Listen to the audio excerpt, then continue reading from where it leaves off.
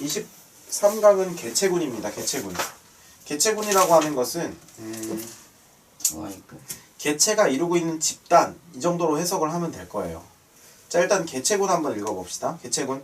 한 지역에 살고 있는 단일 종으로 이루어진 개체들의 네, 집단이다. 한 지역이 중요하고요. 그 다음에 단일 종입니다. 뭐 여러 가지 애들이 중요한 게 아니라 한 지역에 하나의 종들이 이루고 있는 집단, 이걸 개체군이라고 해요. 그래서 무슨 군 뭐 이런 거 많죠? 네. 네.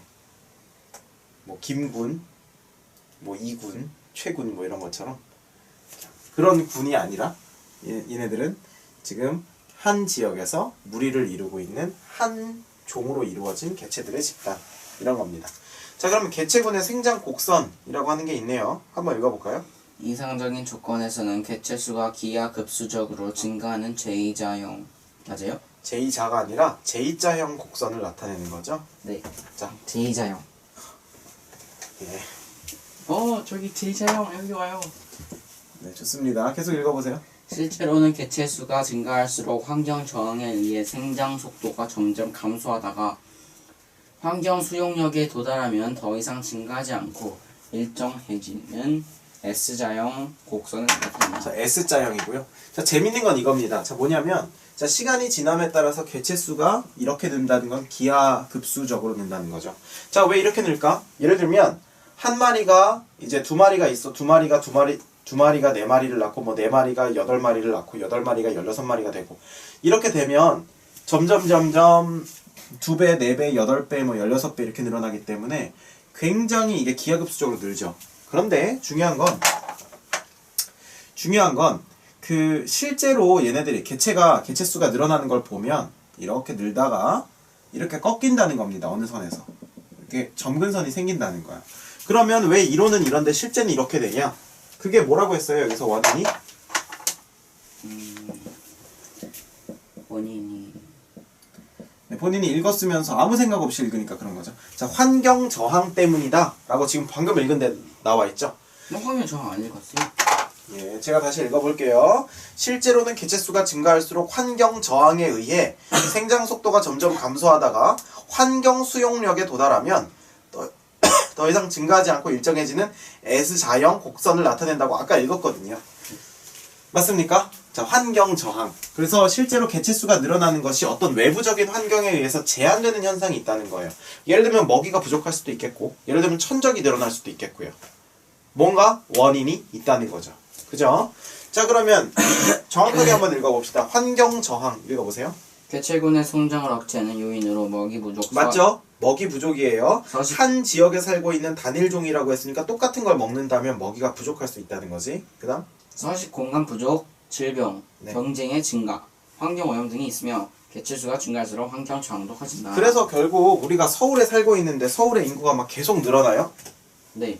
계속 늘어나죠. 그래서 서울이 점점 어떻게 돼요? 살기 힘들어지는 거죠. 네. 예를 들면 서울 집값이면 지방 가서 심지어는 어떤 곳에는 아파트를 세 채를 그냥 살 수도 있죠.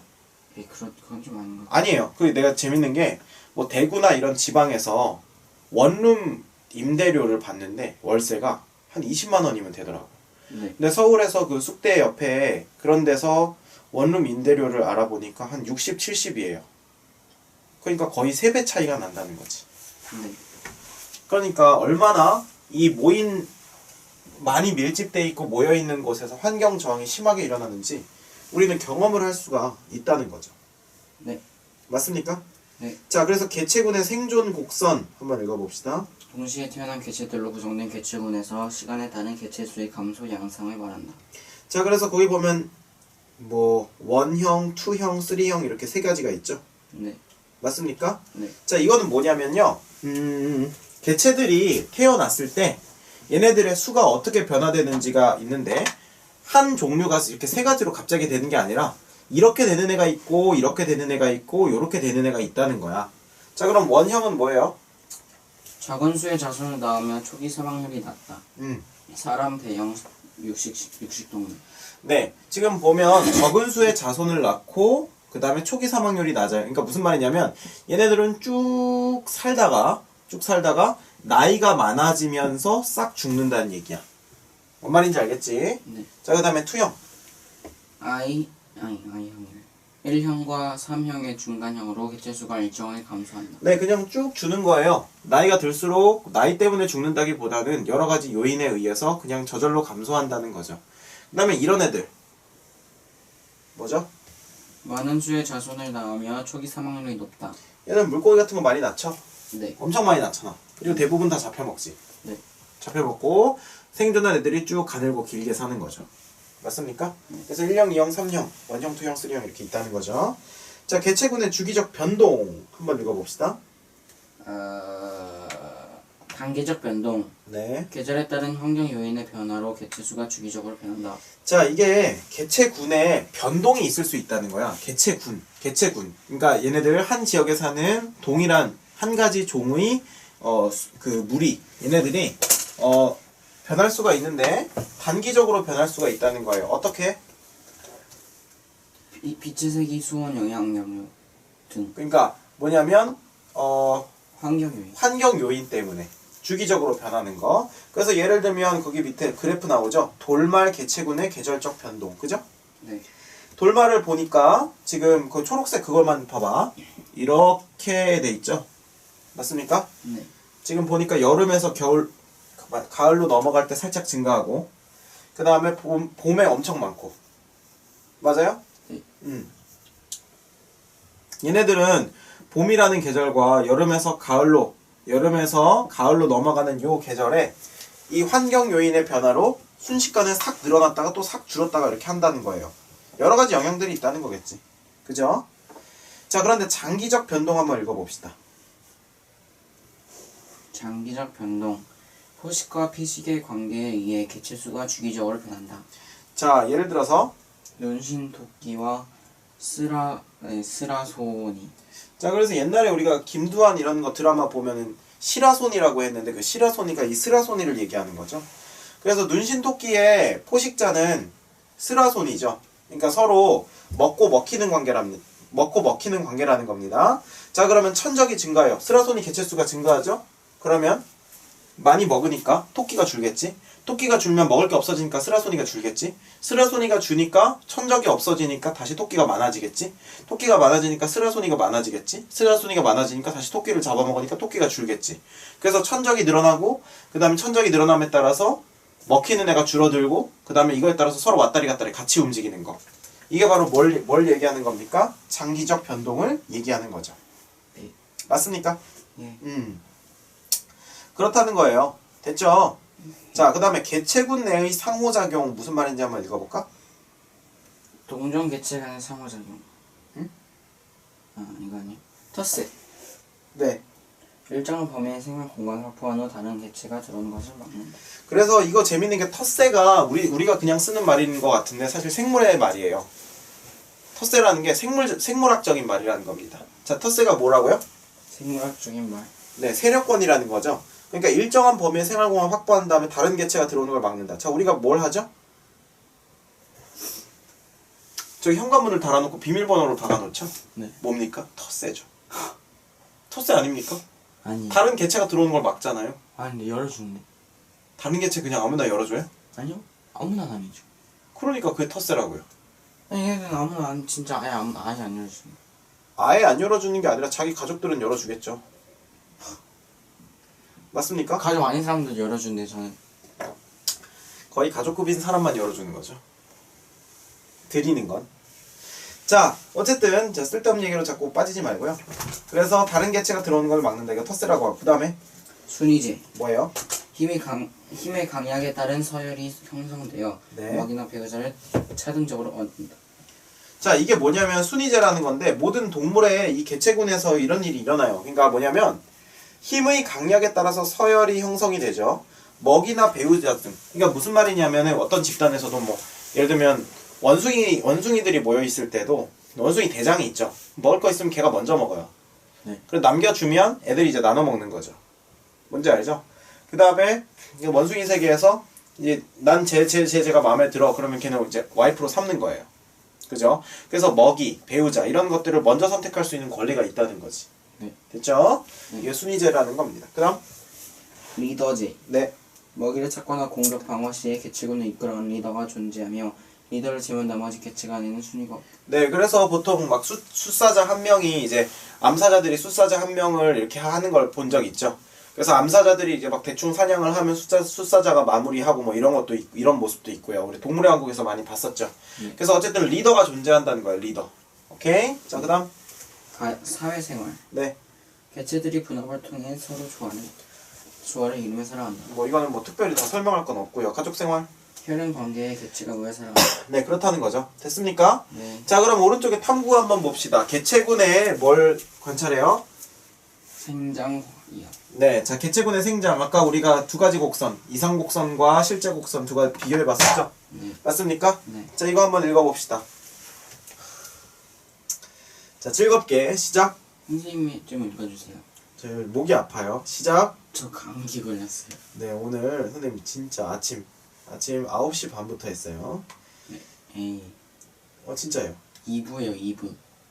네, 아침 9시 반부터 했다니까. 크리스마스 선물 해줘요. 예. 자, 개구리밥을 수돗물이 든 페트리 접시에 넣고 살살 흔들어 여러 번 씻는다. 네. 뭐 이거는 그냥 씻는 거죠. 멸균한 배양액을 삼각 플라스크에 넣는다. 개구리밥 5개를 배양액이 든 삼각 플라스크에 넣는다. 거즈로 싼 손뭉치로 삼각 플라스크의 입구를 막은 후 햇빛이 드는 곳에 놓는다. 2주 동안 매일 일정한 시간에 개구리밥의 개수를 세어 기록하고 개체수 변동을 그래프로 나타낸다. 자, 그랬을 때, 자, 개체수의 그래프를 한번 봅시다. 자, 이거 개체수고, 이거 시간이죠. 시간이 지날 때 이렇게 이렇게 되죠. 네. 자, 무슨 말입니까? S자 곡선을 그린다는 건 처음엔 기하급수로 증가하나 환경 저항에 의해서 일정한 수준은 유지가 된다는 거죠. 결과 및 분석 한번 봅시다. 시간이 흐를수록 개체수가 증가하다가 개체수가 100에 이른 후에는 더 이상 증가하지 않고 일정하게 유지된다. 근데 엄청난 거죠. 왜냐하면 개구리밥 5개가 100개가 된 거니까 20배가 늘어난 거죠. 네. 14일이 되기도 전에. 네. 그러니까 엄청난 거죠. 바퀴벌레는 얼마나 끔찍하겠습니까? 바퀴벌레는 진짜 엄청 엄청 장난 아니에요. 엄청 많이 늘어나지 않아요? 네, 좀 토할 것 같아요. 자, 개체수. 입에서 아니 아니에요, 장난이에요. 네, 왜요? 끔찍해서요. 입에서 막 증가하면 조용히 하시고요. 개체수 100은 너무 그렇지 않다. 개체수 100은 이 삼각 플라스크의 환경 수용력이다. 그쵸, 환경 수용 능력이라는 거죠. 아까 환경 수용 능력 읽어봤죠. 네. 그러니까 실제 생장 곡선이 머무는 그거 얼만큼까지 품을 수 있느냐, 이게 환경 수용 능력이라는 거죠. 그다음이요. 삼각 플라스크가 공간이나 배양액에 양분이 한정되어 있으므로 개체수가 증가할수록 환경 저항이 커져 S자 생장 곡선을 나타낸다. 그렇죠. 그다음에요. 배양액이 추가되지 않고 시간이 더 지나면 양분의 부족으로 개체수가 감소할 것이다. 아, 그거 보여주고 싶어가지고 그 웃음을 참느라 그렇게 힘들었어요? 네. 귀엽네요. 네. 근데 그렇게 끼는 거 맞아요. 아니에요. 맞아요. 자, 배양액이 추가되지 않고 시간이 더 지나면 양분 부족으로 개체수가 감소할 수 있다. 그쵸? 배양액이라고 하는 건 먹이로 넣어준 거니까, 그치? 자, 오늘 아픈 게 맞긴 맞는 것 같아요. 근데 좀 그쪽이 아픈 것 같아요. 이쪽 다른 쪽 말고 잠깐. 이쪽 있죠, 이쪽. 니요? 이쪽이야. 자, 다양한 생존 곡선, 우리가 생존 곡선 1형, 2형, 3형에서 본 거죠. 네. 자, 생존 곡선. 자, 띠리리리리 띠띠리리리 띠띠리리 띠띠리리 띠리리리 이렇게 돼 있죠. A, B, C, D, E. 자, 그랬을 때 A는 무슨 형에 가까운? 1형에 가장 가까운 생존 곡선을 보이며 한 개체로부터 태어나는 자손의 수가 가장 먼저 적다. 그렇죠. 맞습니까? 네. 적은 대신에 오래 가죠.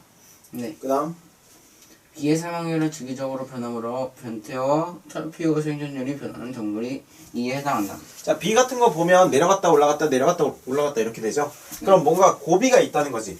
네. 맞습니까? 네. 그랬을 때 변태와 탈피 후 생존율이 변하는 동물이 있다는 거예요. 네. 맞죠? 네. 그 다음 C는 연령에 따른 생존율이 일정한 2형에 가까운 생존 곡선을 보인다. 그렇죠. 그 다음 사망률은 그래프의 접선의 기울기에 해당하므로 D는 유년기, 사망률이 중년기보다 높다. 이게 무슨 말인지 알아요? 아니요? 그러니까 보면 D가 처음에 이렇게 깔아앉았다가 그 다음에 이렇게 되잖아요. 그러면 이건 나이였잖아, 나이. 그쵸? 나이가 들 때는 많이 안 죽는데 초반에 더 많이 죽는 때가 잠깐 있다는 거야. 네. 무슨 말인지 알겠죠? 그 다음?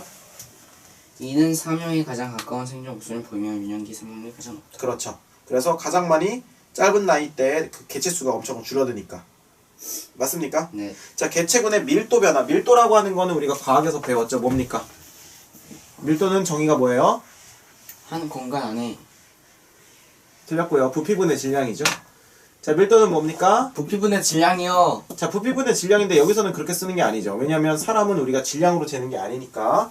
여기서 개체군의 밀도 변화는 왼쪽 페이지에 개체군의 밀도를 참고해 보면 됩니다. 개체군의 밀도라는 건 생활 공간의 면적분의 그 다음에 실제 개체의 수, 그쵸? 개체수. 이게 개체군의 밀도예요. 그러니까 요거는 우리가 과학에서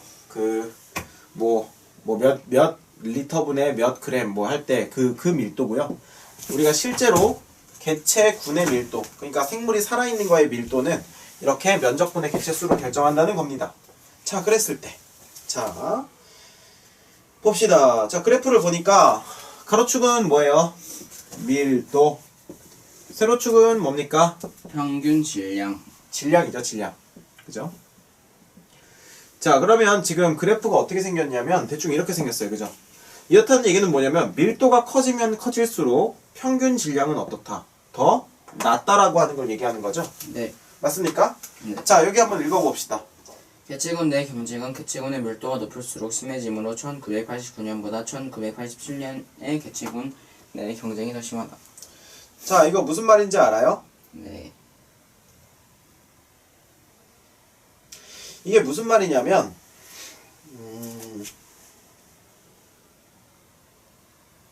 자, 일단 두 번째 것까지 얘기를 해야지 좀 이해를 할 수 있을 텐데 두 번째 거 한번 읽어봅시다.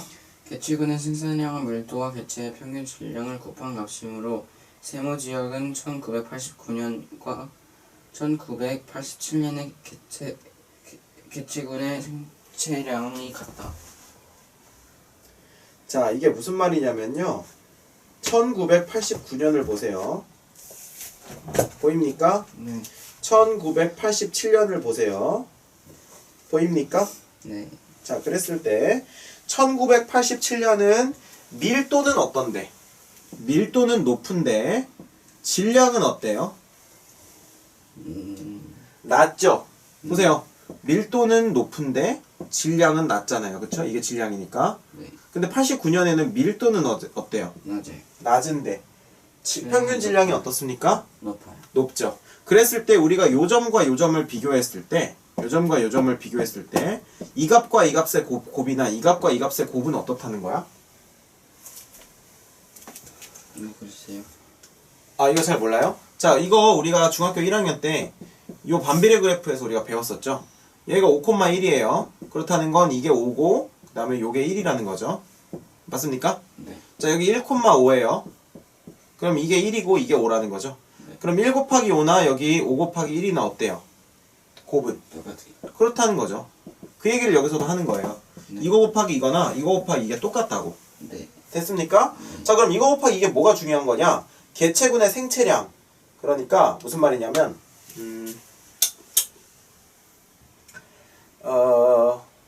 개체군의 생체량이라고 하는 것은 밀도와 개체군의 평균 질량을 곱하는 거래요. 자, 이거 무슨 말인지 이해돼요?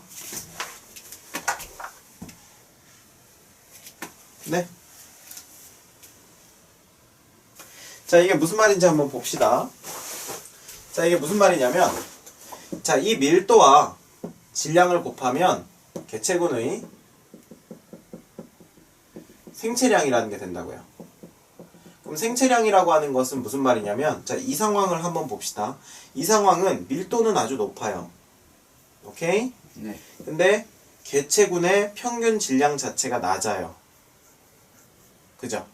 네. 그런데 이때는 밀도는 낮아요. 그리고 개체군의 평균 질량 자체는 어때요? 높아요. 높다는 거죠. 맞습니까?